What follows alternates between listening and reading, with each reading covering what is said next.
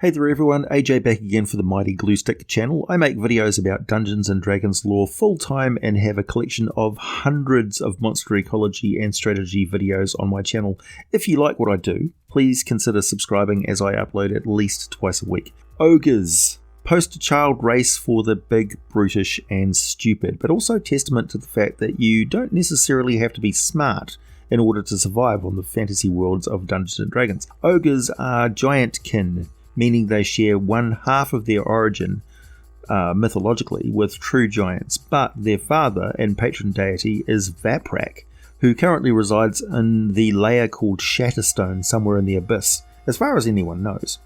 Both ogres and trolls worship Vaprak, even though he is a lesser deity of combat and greed, due to his past relationship with the mother deity of the true giants, Othea, technically a primordial.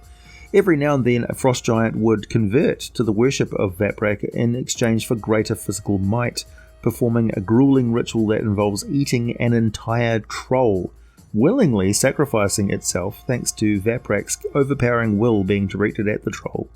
Those few frost giants who make it to the end of this process are transformed into what is known as a frost giant everlasting one, gaining enhanced strength and regenerative qualities. However, such an act is shameful to other frost giants, so everlasting ones tend to conceal the truth behind their newfound abilities.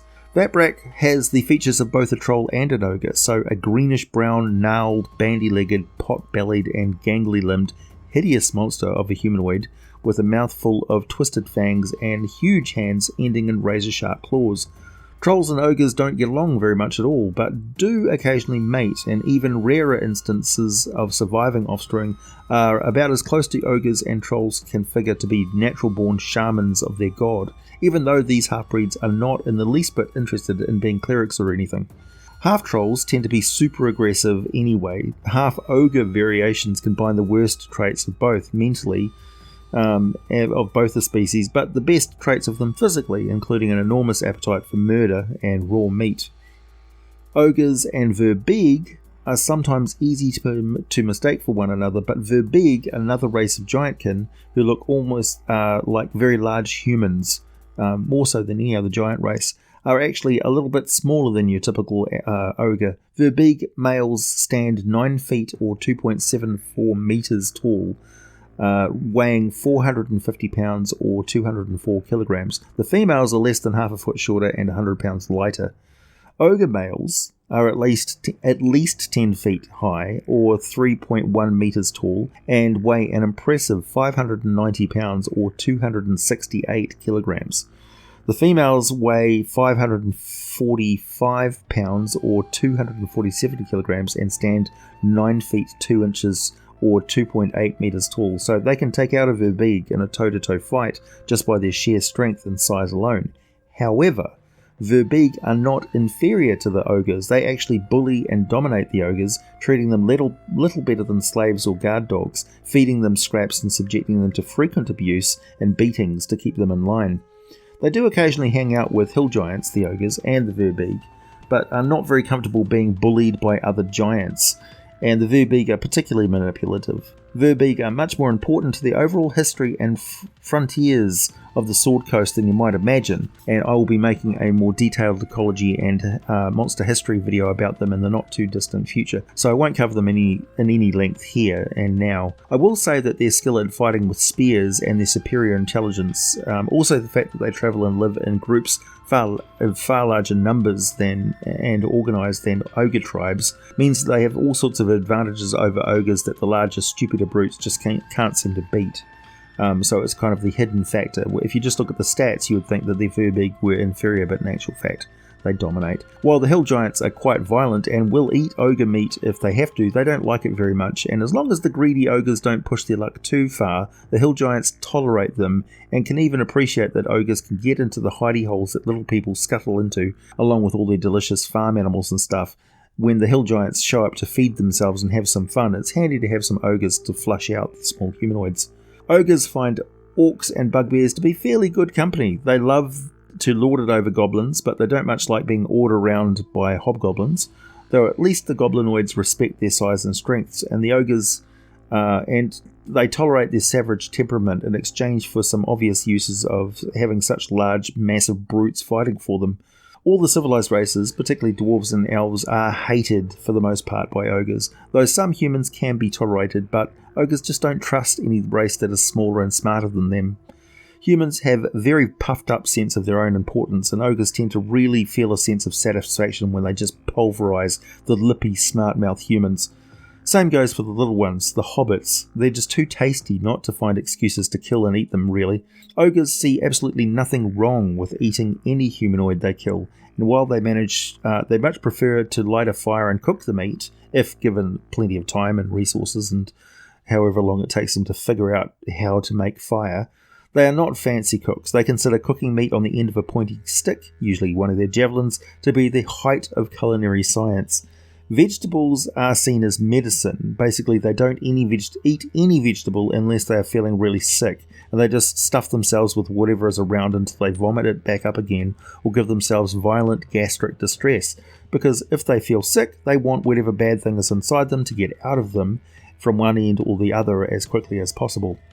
I suppose we should talk about their culture, such as it is. The most civilized, full-blooded ogres on Toril come from the southern continent of Zakara.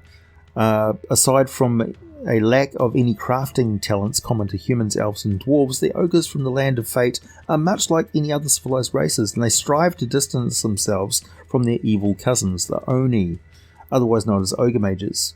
The cross-breeding between these two related races result in the yellow or sickly blue-green skinned Ogrimer, who are Zakaran ogres, who the Zakaran ogres really don't like at all. Ogrimer are as strong as ogres, but possess more cunning and inherit the Oni proficiency with spell magic to a more limited extent. Plus, they have a slight ability to regenerate, which, all told, makes them formidable in combat.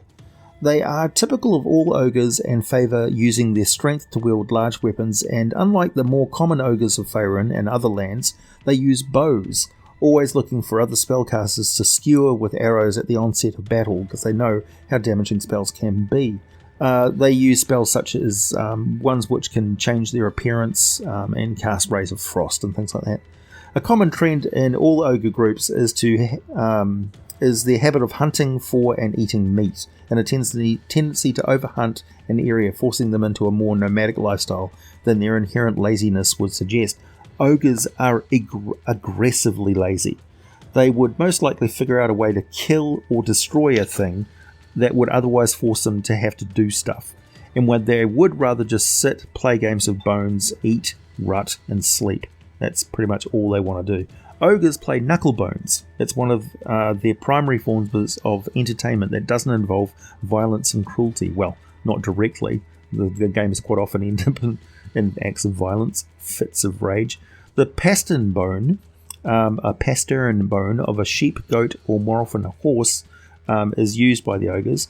They will be a set of 10 knucklebones in a leather pouch, and the ogres, being highly inept at counting things, just pick them up and toss them in the air, trying to catch as many as they can on the back of the hand. They then put those aside in the bag and toss one in the air and snatch as many off the ground as they can, before catching and tossing one again. If they drop the tossed knuckle, they lose their turn. If they get all of the bones back in the pouch, they win their turn. They play like this for hours at a time, eating and drinking in between turns. And another reason ogres hate elves and don't much trust humans is because both races are much better than them at playing knucklebones, and they don't like it. Back to the variant breeds. Most of them speak Jogirshk. Jogirshk is a primitive version of the Jotun language spoken among the giants. Jotun uses the Dethic runes in its written form, which is Dwarven, while Jogirshk is strictly a spoken language, and while you may hear dwarves occasionally swear at someone in Jotun, they don't typically learn any Jogirshk, as it's never written down. However, some orcs do learn how to speak it. Ogre crossbreeds include the Ogrelin, which are the result of breeding ogres with orcs, which means they can also crossbreed with Ettins. They just don't breed with elves, and because they consider them hideous, but also delicious. They sometimes breed with humans, or should I say, humans will breed with just about anything, and the result is a half ogre. I'll talk about them later on. Ogres hunt at night, taking full advantage of their 60-foot dark vision, and they get around okay underground, where they often encounter grimlocks and goblinoids, who they can also interbreed with. They do not breed with dwarves, any of the pathetically small races, gnolls, minotaurs, or githyanki, or any amphibians or dragonborn, though half-dragon ogres certainly do exist, particularly green dragons and blue dragons, who both appreciate the uses of an expendable thug with a breath weapon and no fancy ideas filling up their tiny little brains. Ogre undead are of any variety any other humanoid can be, particularly wights, zombies, and skeletons. Ogres can become vampires, and I suppose one could become a lich, although that would be very unlikely, except for maybe powerful Ogrimer. Ogres are also vulnerable to lycanthropy, but are too large to be turned into mind flayers, as the illithid tadpoles just don't have the vitality required to survive such an extensive, bulky ceramorphosis. Plus, mind flayers find the thick and syrup-slow brains of ogres to be just horrible tasting. It's worse than eating junk food. It's like eating styrofoam. They're so thick. Ogrelins are fairly common in the Spine of the World mountains, and orcs and ogres share the same territory. They are slightly larger than orcs, about 10% of them clearly look very much like ogres, plus they tend to grow bony lumps and protrusions across their shoulders, hips, knees, toes, knuckles, and elbows, a lot like Goliath do. They are numerous enough to form their own tribes, and orcs tend to treat them with a bit of respect, as their size and strength serves all of the orcs for survival and is good in the eye of Grumsh. Like all ogres, Ogrelin love combat and are carnivorous. If you happen to be visiting Menzo Baranzan, you might bump into one of the descendants of the 250 Ogrelins that House Barrison Dialamgo captured and took down there around 1370 DR. A notable Ogrelin tribe on the surface world is called Clan Currach, who travelled up from the Underdark to cause all sorts of havoc in the Moonwood around 1372 DR by cleverly using the local elves' own tactics against them, which highly surprised the elves. This is because the shaman was basically an evil genius by Ogrelin standards, a charismatic ruler which led the tribe at the time. In the far north, beyond the Spine of the World range, on the borders of Mountain Orc homelands and the old Asturian Empire of the Giants, Heartsvale, kind of the spiritual home of the Furbolg race, once employed a sub-race called Ice Spire Ogres, who are a little bit bigger than your average ogre. Their skin colour ranges from yellow to a brown-black, their hair is a dirty grey, and their eyes are unusual in their bright shade of purple. They smell even worse than other ogres found across Faerun's, a scent comparable to rotting flesh. The story of their involvement with Heartsdale is interesting. You see, Prince Camden was involved in a civil war with his brother at the time. Basically, it was a war of succession after the death of their father. The ogre's aid helped Camden win the succession war and ascend to the throne. The ogre's chieftain and shaman, Goboka, demanded Camden's firstborn daughter as compensation for his tribe's aid in the war. Camden was a young man with no children, and his family just happened to produce pretty much all male children, thanks to an ancient connection to Anam, god of the giants, in their lineage. So Camden bemusedly agreed to their price. Of course, plots being what it was, he had a daughter, Brianna, and of course he flatly refused to give her up. But he did set in motion a plan where his adolescent daughter could be kidnapped by the ogres and spirited away to keep his side of the bargain. In steps the heroic Furbolg ranger Tavis Burden, who betrayed his liege's orders not to pursue the ogres and went in to fight them and rescue Princess Brianna. Returning, revealing this sordid deal to the people of Heartsdale, King Camden was deposed in shame, and Brianna ascended to the throne of Heartsvale. Most of the Ice Spire ogres live in a vast network of caves and caverns located high in the Ice Spire Mountains. This range is south of the Great Glacier, north of Citadel Adbar, east of the Coldwood, and west of the Anarok Desert. I have to mention the original Mero, of course, the Aquatic Ogres. If anything, they are even more violent and dull-witted than the surface kin. They are dark green and scaled, a bit slimmer but still formidably strong. They favour tattoos, particularly the females, who are covered in illustrations of violence, gore, and destruction. They live in freshwater, blending in well with lank hair as green as riverweed and glossy black claws that look like freshwater snail shells. About 1 in 10 of the males can grow ivory horns, particularly the most dominant of the males.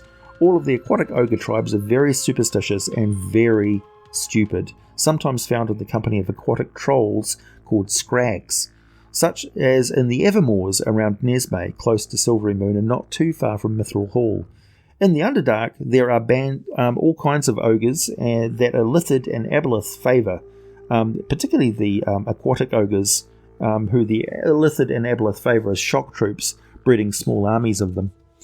We have a number of Ogre variants from 5th edition so far. Let's have a look at the core average Ogre first off.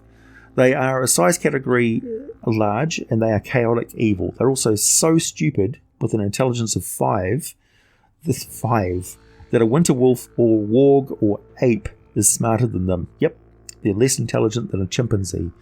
They are usually clad their massive bulk with crude skins and have skin that is a leathery covering over a layer of dense fat. So they have an armor class of 11 and that typically sort of roly-poly look, but they are solid muscle underneath that.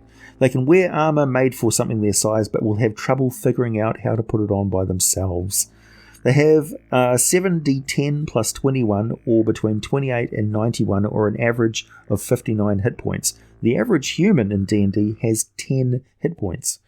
Ogres are not very agile, with a dexterity of 8 and not possessed of fine senses with a wisdom of 7. So they're both dim-witted and only really focus on one thing at a time. That's all they can do. So it's hard to get their attention, and they are there's this noticeable delay in their reaction to something that just happened right in front of them. Once they do get moving though, they are notoriously strong and quite fast, with a speed of 40 feet per round.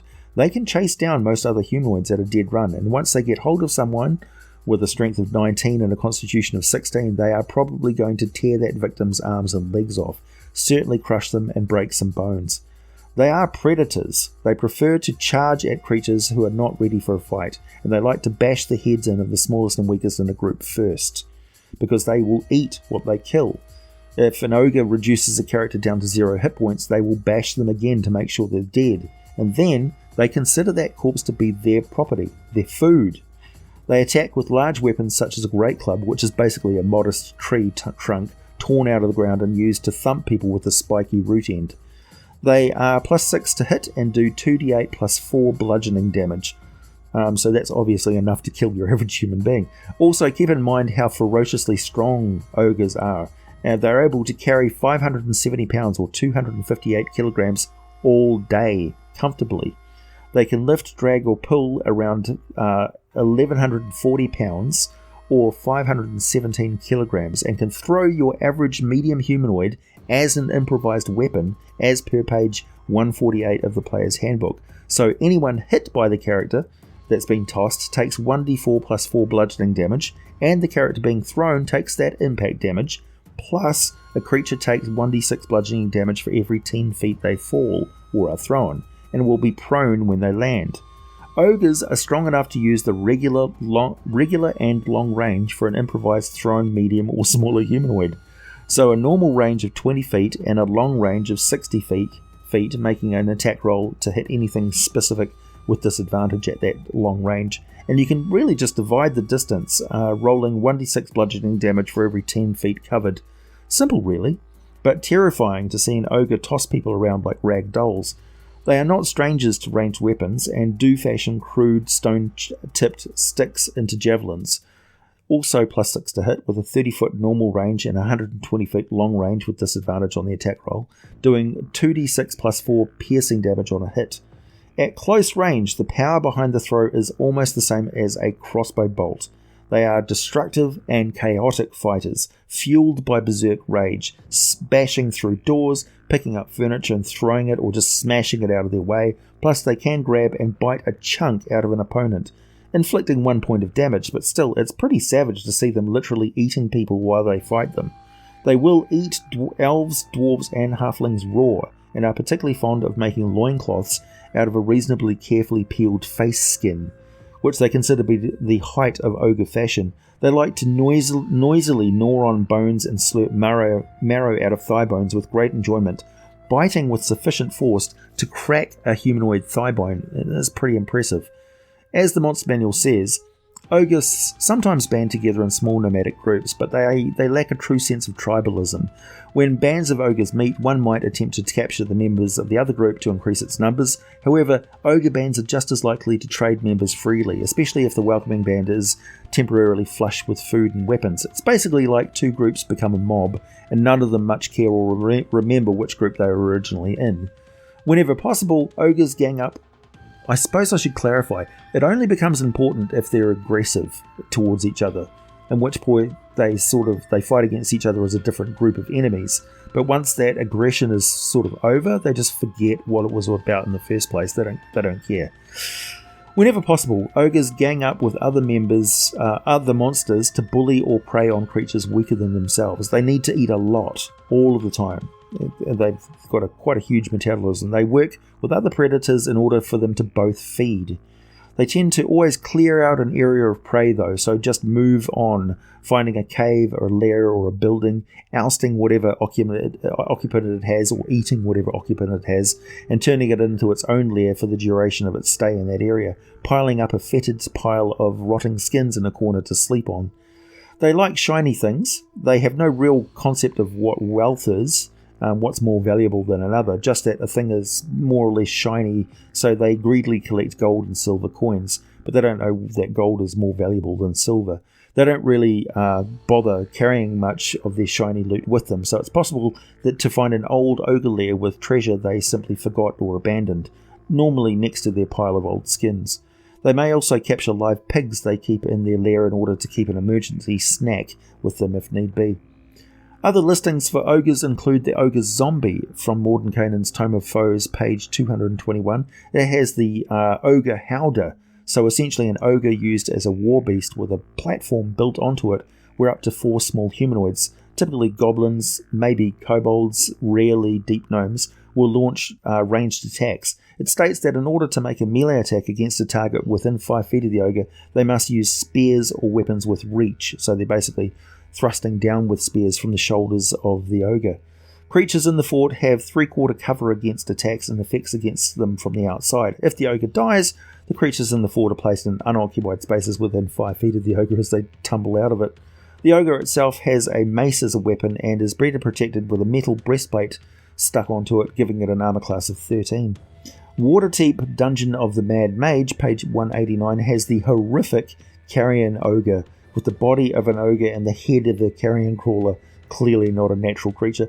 Also in Mordenkainen's tome is the Bolt Launcher Ogre, equipped and painstakingly trained to use a weapon so large it's essentially an ogre-held ballista. An ogre bolt launcher can load this immense weapon and loose its deadly missile as quickly as a dwarf handles a crossbow. The bolts are so large that few ogres can carry more than half a dozen at a time, but bolt launchers have been known to uproot small trees or tear beams out of buildings and launch them when their ammunition runs low. The bolts are +3 to hit, with a close range of 120 feet and a long range of 480 feet, so there's tremendous power behind these things, and they do 3d10 +1 piercing damage. I would say if it hits a humanoid, it's got a good chance of tearing somebody in half. Ogre Battering Rams are trained for siege warfare and just demolish things with an enormous club used primarily for bashing doors into kindling, but also works well for smashing foes. These ogres are drilled in 2 simple tasks, which are rushing forward to shatter enemy fortifications and using their weapons to force an advancing army to just stop in their tracks. They do double damage to objects and structures as they are siege beasts, and have a special action called Block the Path, which says that until the start of the ogre's next turn, attack rolls against the ogre have disadvantage, and it has advantage on attack rolls it makes for an opportunity attack, and that attack deals an extra 3d10 bludgeoning damage on a hit. Also, each enemy that tries to move out of the ogre's reach without teleporting must succeed on a DC 14 strength saving throw, or have its speed reduced to 0 until the start of the ogre's next turn. You can get around this by tossing things past the ogre, because being thrown doesn't provoke an attack of opportunity. Just an interesting little tip there. There is also the Ogre Chain Brute, very good at taking out larger groups of opponents, also found in Mordenkainen's Tome of Foe with those other 3. Finally, the most likely way to encounter an ogre or an ogre breed in civilized lands in Faerun is by chancing across a half ogre. They stand 8 feet tall and weigh 450 pounds on average.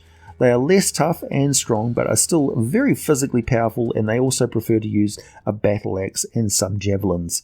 They are smarter than ogres. They can fit into civilized society. They basically look like huge, ugly humans for the most part, although they can be crossbreeds with goblinoids, such as hobgoblins and things. Just one of them can be a challenge for an entire low-level adventuring party, particularly if it's like a bouncer at a bar or a member of the local militia brute squad. Please hit the like button if you made it this far, subscribe if you like what I do, check out my Patreon for some exclusive content and all the full scripts for these videos, buy some merchandise, wear your geek with pride, check out Patron Blades for a mighty smooth shave, and as always, thanks for listening, and I'll be back with more for you very soon.